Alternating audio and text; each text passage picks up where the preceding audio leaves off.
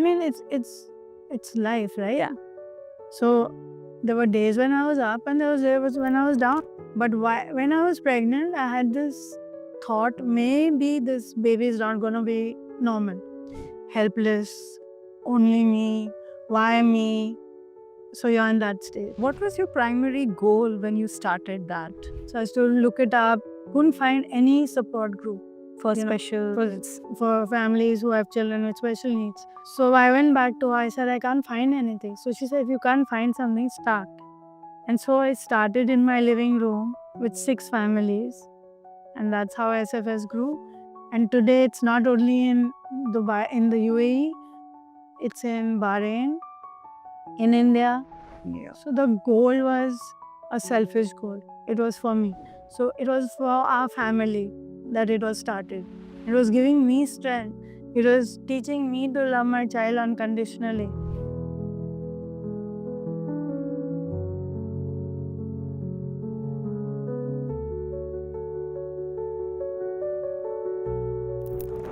Good morning, Gulshan.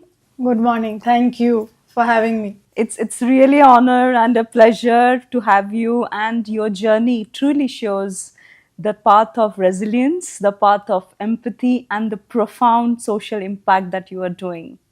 Thank you.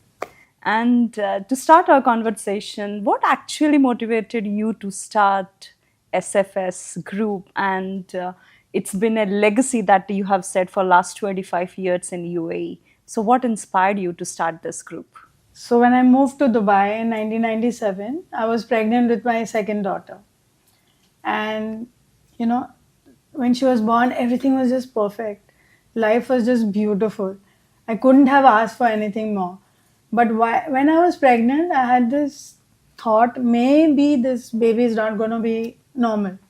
Now, I've worked with children and adults with disabilities in India.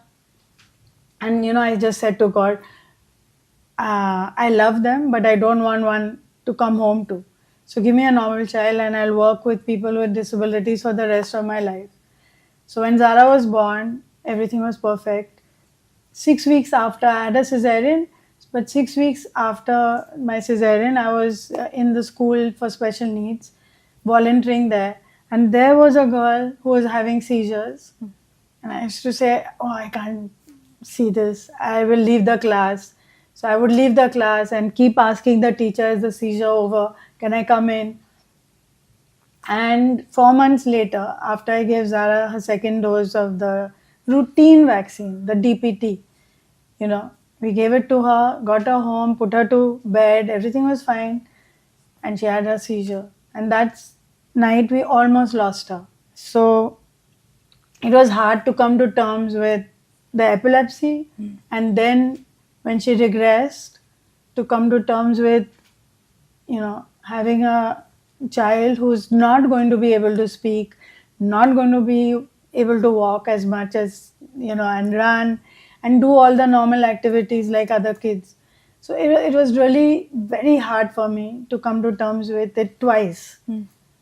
And one of the teachers in the school, she was Canadian, she said, you know what, why don't you just join a support group, because you're going to just go down. And I looked around. In those days, there wasn't internet or WhatsApp groups or anything like that.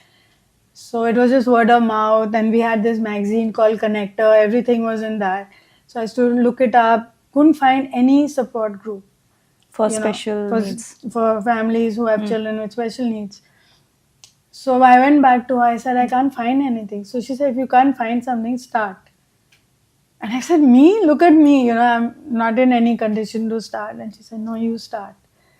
And so I started in my living room with 6 families. And that's how SFS grew.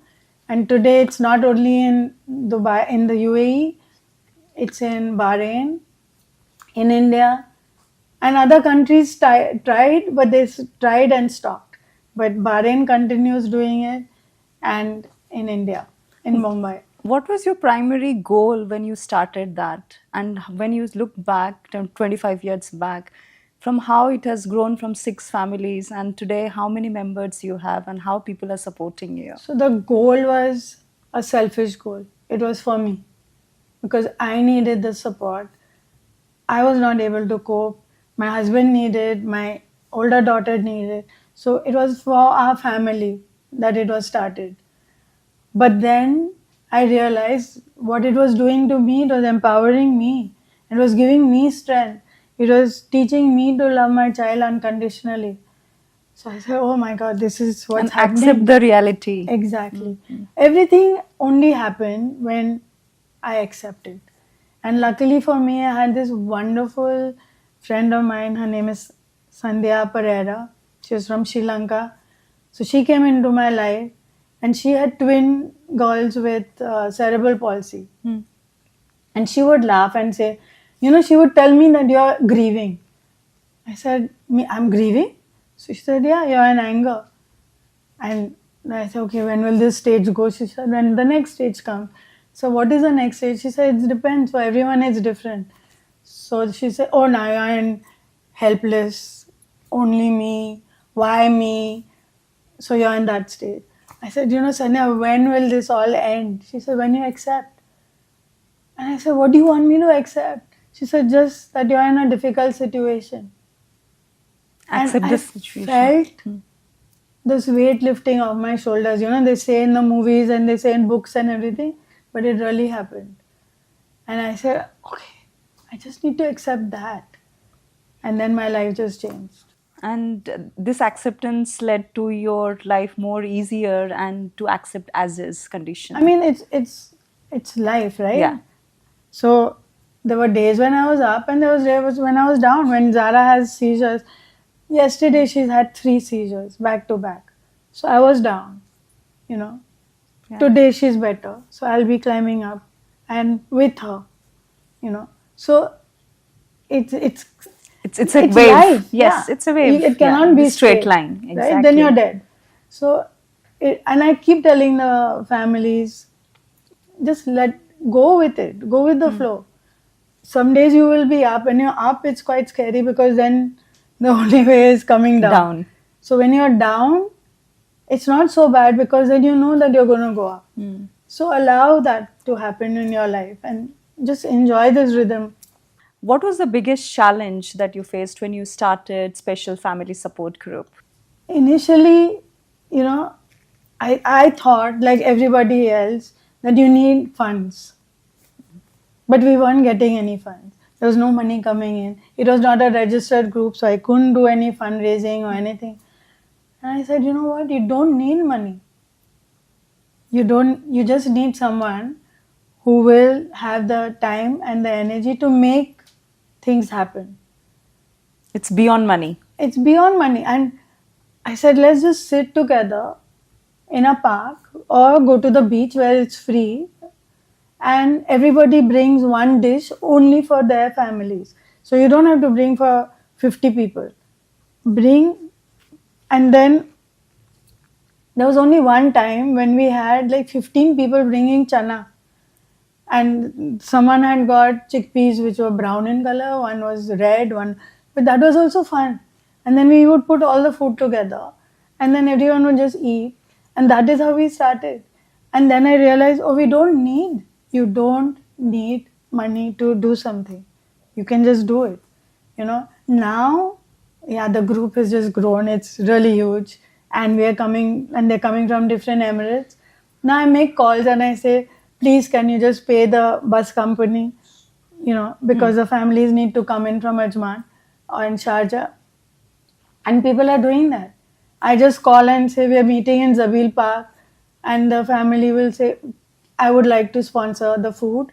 So they do it. No money I'm still not touching any money. They are paying for the event and we are just going there. And you are leading the purpose, right? So they understand your purpose and they're with you. Yeah, and they love being there as well. So many volunteers over the years have come in as school kids. Then they got married, so they celebrated with us. Then, their first child was born, their first birthday was with SFS. So, it continues because they know. And they trust you. And the amount of joy that it brings them. Yeah. So they don't want to stop doing that. And they want their children to experience this as well. And what is that one thing that you have seen the change in the perception of parents, of the society with regard to people of determination?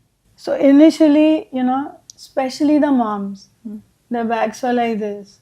Hamara bacha, what do we do? He can't do this, you know. But then when they see the other moms and their backs come back, and they say, Straight. yeah, this is my child and he has autism and this is not a tantrum, this is a meltdown. When they say that and they go to the mall and they say, stop staring at my child, there's no need to stare, please do your own thing. When they stand up and they become the voice for their child, that's, for me, that's really The say pride something. moment. Yeah. The pride moment. And do you see the UAE also has supported in getting this done? So, what I have to say as an expat, it's totally been an honor to be in this country. That has supported, yes, they support Emiratis, but they also support the expat community. Changes have been made.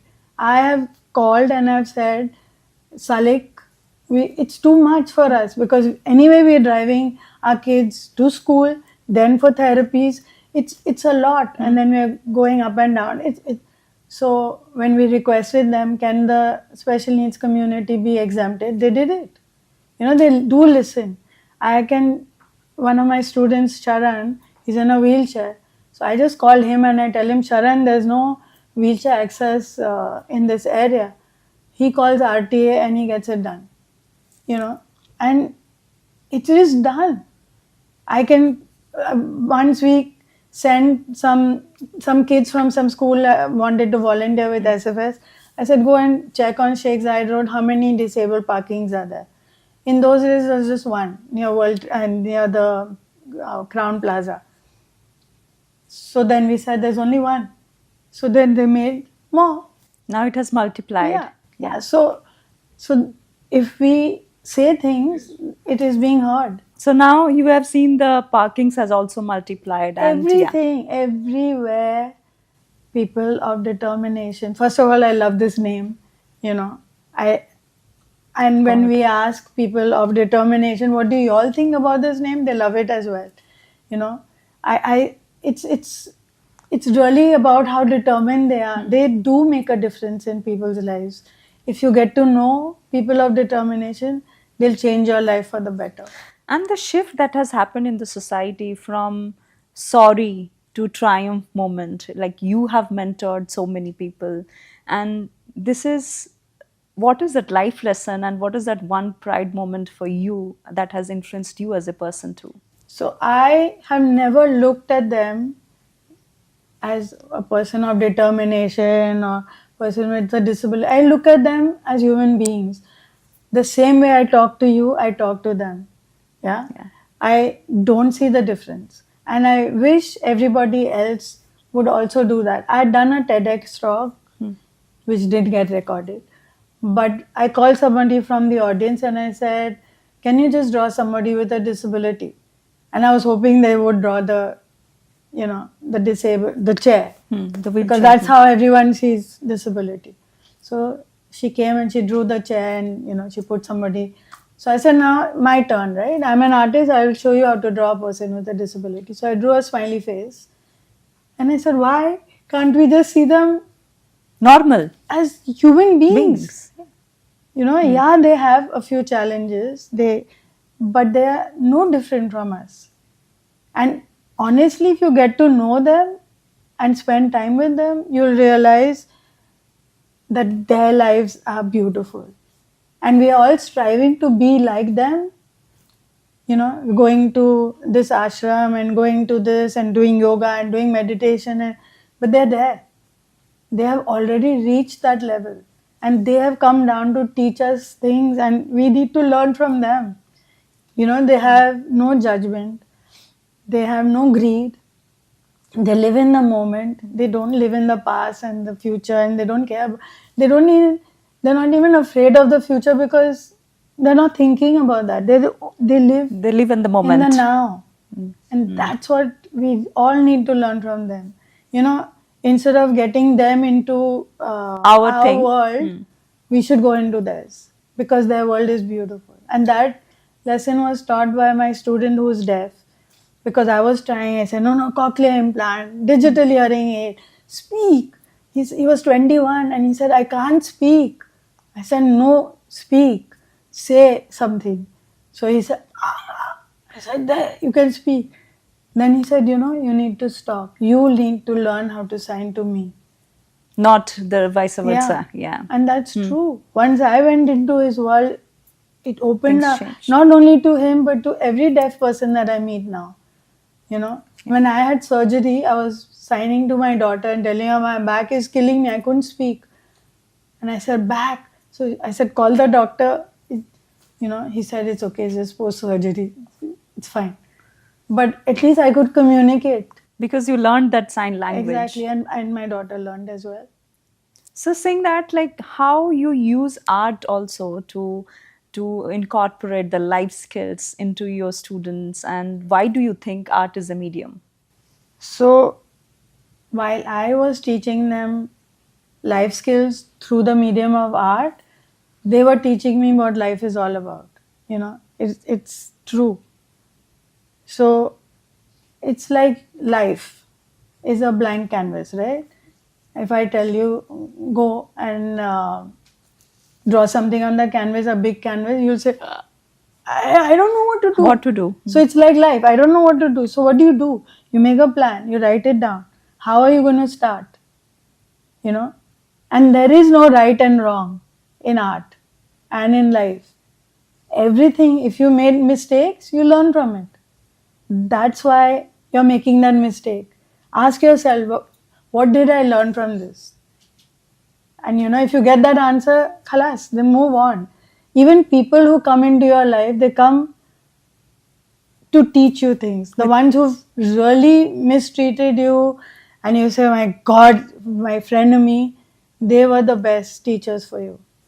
Go back, try and understand, why did I have to go through that? And I think art is one of the best mediums to express yourselves.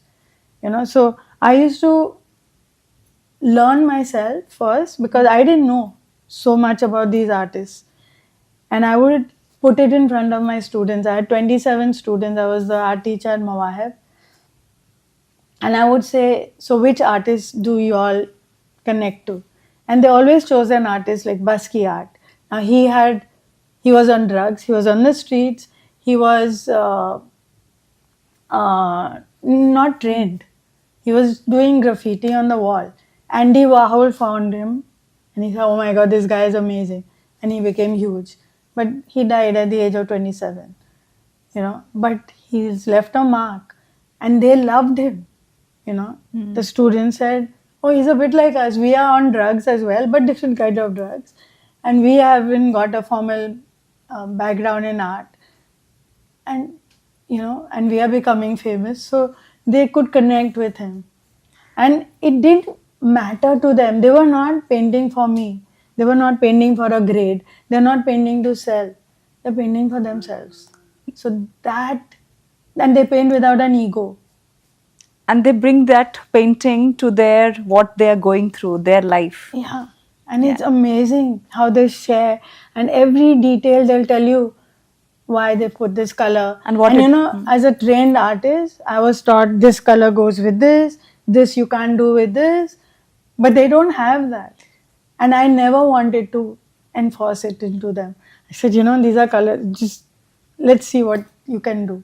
And how you have learned from them and you have changed your artistic approach. I only learned from them. Though I was supposed to be their teacher, they were teaching me every single day, And what's the biggest lesson that you have learned from them? Just let go and go with the flow. Okay. That's what they have taught me. Let go because you can't control it. I mean, I am looking at that canvas and saying, oh my God, now they're just mixing everything. But it's not your canvas. It's not mine. It's theirs. And I have to respect them as artists and let them create in their way. Have you changed your teaching approach after letting them do so many sessions and Totally. So like I said, I learned on the job. I learned with them, you know, and they were the ones teaching me constantly. And I would say, sometimes I would say, okay, this painting really deserves to be painted over white, and then we start again. And I would keep it outside, so then someone will come and paint white over it. And then a tourist would walk in and they say, oh my God, this painting is beautiful. Can we just buy it? So, art lies in the eyes of the beholder.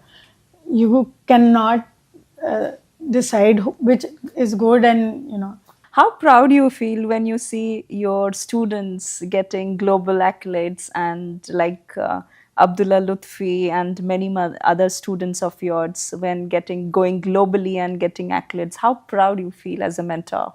that's my award. Getting a trophy and getting a certificate, but seeing them rise in their, you know, in how they see themselves now. We can see them anyhow, but now how confident they have become. And to see that is, yeah, my biggest award. What one message that you want to tell them? To tell who? People of determination. Your students. Carry on doing what you're doing. You are making a difference. And yeah, I'm so proud of you. And do you feel like, any moment of challenge while training them? Of course, there are challenges. And I don't know if people would have seen how I used to interact with them. I didn't allow them to throw these tantrums, meltdowns, whatever. I said, you know what? Keep whatever you have outside. If you can't control yourself we had an open door policy. I would say, please go out, breathe, do whatever you have to, and then come back in. Because this is an art studio for adults with disabilities. So if you don't want to behave like an adult, then you can leave. And invariably they would say, we can't. Many times they saw me. I am not perfect every single day. There are days when I'm not slept because Zara's had seizures. She's had back-to-back seizures, but I've still gone to work. I've not slept the whole night. And they would see me. They knew. They say, oh, it was a seizure night. Let's just stay away from her. And they said, you know what, you need to calm down. You need to go take a walk, breathe, do whatever you have to, drink your coffee, drink chai, whatever you want, and then come back with a better frame of mind. So they did the same thing to me. And I respected that, that they saw what I was not seeing. I was just letting off steam on everybody, and they said, no, don't do that with us. And what is the biggest mentor-mentee relationship that will cherish forever? I think with Mr. Lutfi. He's taught me so much. I'm so grateful that I have him in my life. Though it's a love-hate relationship, we love each other some days and we hate each other some days. But every day that I get to spend with him, we laugh. I learn something from him. He's amazing. He's a tech savvy guy. And he teaches me so much about life, And yeah, I'm totally honored to be his mentor. Brilliant. And you do role reversal. Sometimes you teach him, sometimes he teaches you. Every day he teaches me. Every day I learn from my daughter as well, though she doesn't say a single word. But yeah, both my daughters are teaching me so much about life. You have won many accolades and many prestigious awards across the globe, but what is your real goal? What is your real achievement? So I have to say, I can't be ungrateful. To be recognized does feel good. Yeah. And then people take you seriously. Oh, she's won this award. So maybe she's really doing something good. So yeah, it does give me recognition. It does feel good. And initially I wanted validation from my mom. She passed away in 2011. So I was really happy getting all these awards and getting my story in the newspaper because I wanted, validation from her. I know it shouldn't be, but yeah, I wanted it. And after she passed, I just said, but she did give it to me. She said, what you've done with your life and how you've changed, I'm really proud of you. So she did say that. And that was it. That is what I wanted to hear, And And I think your real goal was to be a blessing in everyone's life. yeah, so, Daily. it's not only people of determination. I love when I go into the washroom, I give a big tip to the lady who's clean. It's not an easy job, and they're keeping it so clean, and I'm so grateful for that. So I go, I touch them, and I say thank you, and invariably I see tears in their eyes, because nobody acknowledges them. They just, Small things, those small things. yeah, and they just forget that they are there, and if you can bring a smile on, it's sometimes I don't even carry cash. I'm using my phone now, so I don't have cash to give, but I just go and touch them and I say thank you.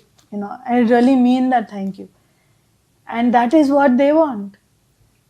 And if we can just do that, and all the time I am seeing how can I make life better for somebody. Yeah. And what is one legacy that you will be leaving behind for SFS? I think legacy I will leave to my grandsons, that be kind, make an effort, people of just get to know families who have children with special needs, be there for them, and just enjoy them. Don't just say, oh, they're special needs, I'm not inviting them to my party. I would hate my grandsons if they would ever say something like that. I would like them to live in this inclusive society, and to just be there for everybody. They have a Masi in Zara, and I think they'll just grow up knowing that, oh, Zara is like this, and there are other people who are different, and that's fine. And do they participate with you in events and all along with They're really SFS young. family? They're Okay. really young right now. But my whole family is coming down on the 8th of December 2024. SFS turns 25. So people are flying down especially for this event. So I'm 25 really years, honored yeah. that my whole family is coming. Big congratulations for that, and wishing you good luck for this. And I have a book coming out. On that day. On that day, I hope. It's called Why Me? Why Not Me? Thank God Me. Oh, brilliant. What about that? What is the story about? It's just my story. And Why my me? journey.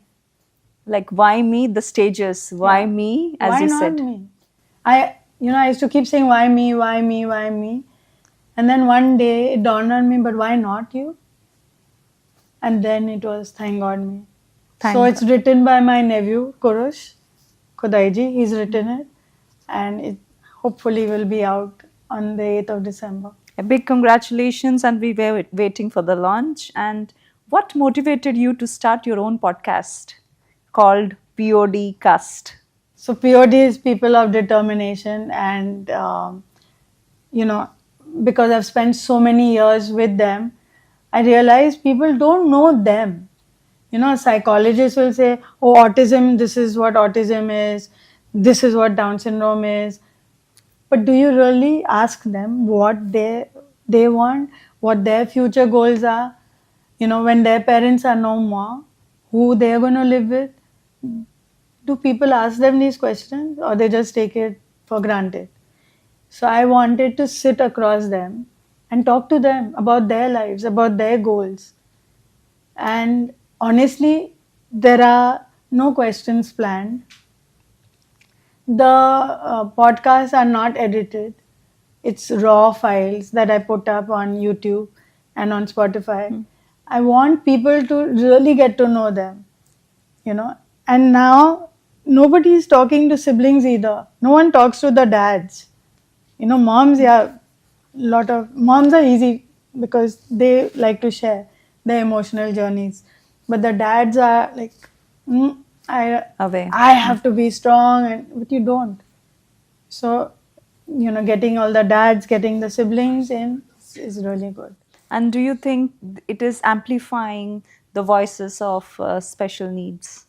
I want more traction. I would love more people to, not only the ones who know me, But I know also those to- families. I want to hear you more out. people to.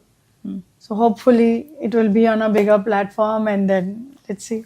How, Gulshan, the podcast platform is actually amplifying the voices of special needs? So the podcast was started because nobody was sitting across people of determination and talking to them about their journeys, about their lives. What do they want? What are their goals? How are they right now in this? Do they want more from the government? Nobody's asking them. It's always a psychologist or the professionals saying this is what they need. But why can't we just talk to them? So the reason to start the POD podcast was to really get to know, from them about their lives, about their journeys, about their future goals, and then to talk about with the parents, with the dads, with the siblings, to ask the siblings that after the parents are no more, what's going to happen? And are you feeling pressurized that you have to take care of your sibling, or do you want your parents to do some, make preparations before they go? That this my adult child can live in this home. I have planned it. This is how much financial thing I'm keeping. So, do you want your parents to sit with you? These are tough questions. But practical questions to know what is going in their Exactly. mind. And a lot of parents are not asking. They just say, but they're two siblings, they can take care. But is that what the sibling wants? Is that what the sibling spouse wants? And is the sibling equipped with their family to take on one more person? Is that fair?